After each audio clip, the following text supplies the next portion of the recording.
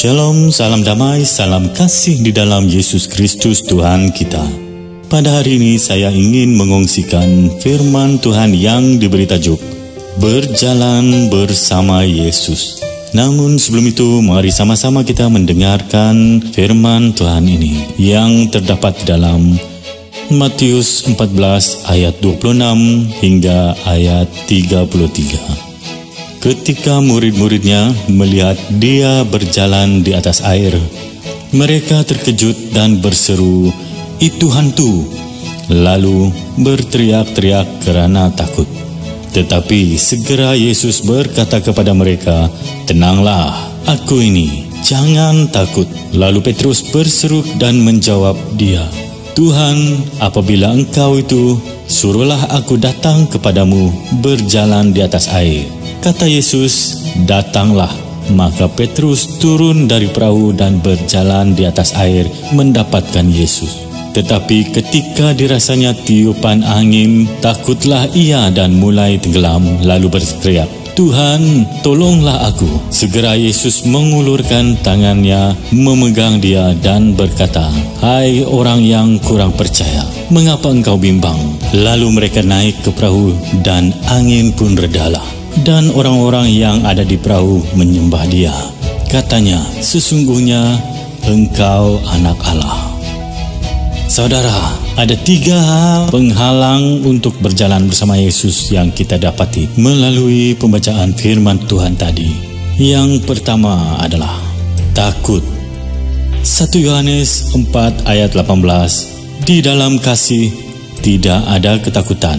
Kasih yang sempurna melenyapkan ketakutan, sebab ketakutan mengandung hukum, dan barang siapa takut, ia tidak sempurna di dalam kasih." Yang kedua, kurang percaya. Orang yang kurang percaya adalah orang yang selalunya mudah memiliki pikiran yang negatif, seperti di dalam cerita ini.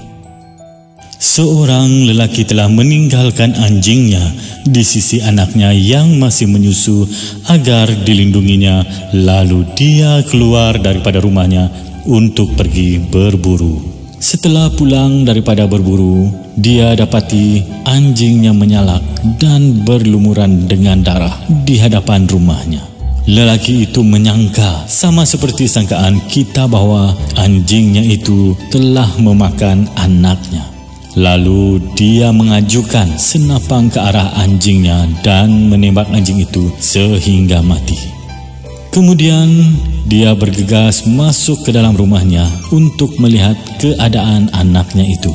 Tiba-tiba dia melihat seekor serigala yang mati berlumuran darah, sedangkan anaknya itu tidak disentuh dan selamat.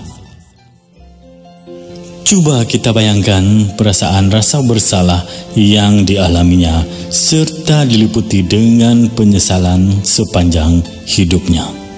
Saudara-saudari para pendengar, setiap kali memberi kepercayaanmu kepada orang lain, sekalipun orang itu pernah berbohong kepada kamu, ingat, engkau sedang menanam rasa berharga di dalam hatinya.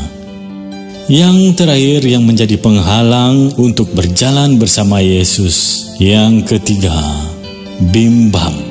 Orang yang dikuasai rasa bimbang ini kebiasaannya orang yang bermasalah dalam membuat sesuatu keputusan dan orang yang cepat hilang keyakinan diri. Melalui firman Tuhan yang kita pelajari juga terdapat 3 kunci untuk berjalan bersama Yesus. Yang pertama, melangkah dengan iman. Jika kamu berpikir kamu lemah, kamu salah. Tuhan tahu kemampuanmu. Dengar baik, masalah hanya untuk orang yang kuat. Karena itu, jangan pernah meremehkan diri sendiri. Jika kamu tidak bahagia dengan hidupmu, perbaiki apa yang salah dan teruslah melangkah dengan iman. Kunci yang kedua untuk berjalan bersama Yesus adalah yakin akan pimpinan Tuhan.